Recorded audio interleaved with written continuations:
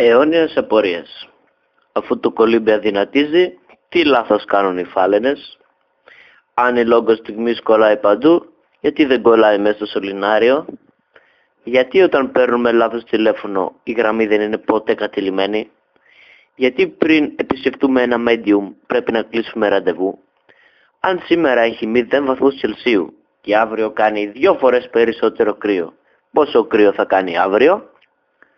Γιατί η λέξη μονοσύλλαβη είναι πεντασύλλαβη?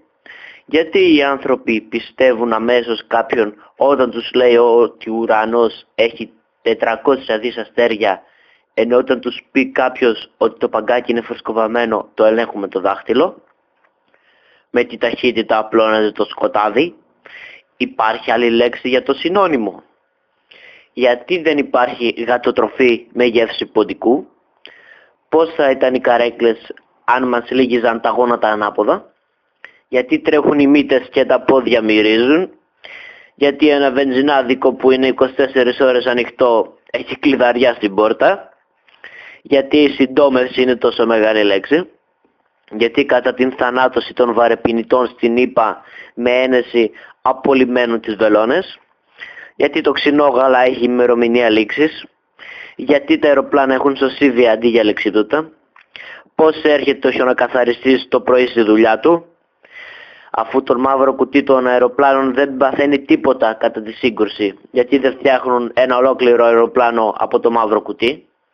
Αφού τα λαγοπόδαρα φέρουν τύχη, γιατί οι λαγοί καταλήγουν στη Φάδο? Τι θεραπεύει η ηλιοθεραπεία? Πού κατουράνε οι περιπτεράδες? Στη σύγχρονη κολύμβηση, αν πνιγεί μια κολυμβήτρια, οι άλλες τι κάνουνε? Στη σκουλικομυρμικότρυπα μένουν σκουλίκια ή μυρμήγια? Τα κινέζικα αρκουδάκια πάντα στα αγγλικά λέγονται always. Με τι σκιτσάκια διακρίνονται οι αντρικές από τις γυναικείες τουαλέτες στη Σκωτία? Οι αρχαίοι Έλληνες είχαν αρχαίους Έλληνες? Τι ξεχνούσε η αφηρημένη τέχνη? Τα ψάρια έχουν όπισθεν? Τα υποβρύχια έχουν άγκυρα? Οι πιγκουίνοι έχουν γόνατα? Γιατί χρειάζονται πλύσιμο οι πετσέτες του ντουζ, αφού όταν τις χρησιμοποιούμε είμαστε καθαροί?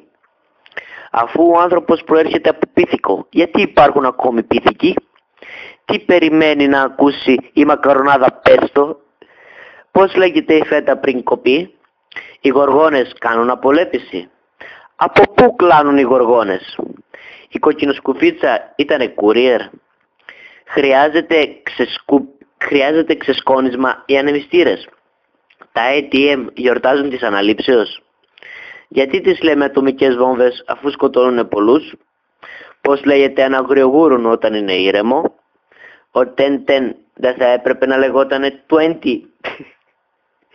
Τα γαριδάκια γίνονται από γαρίδες?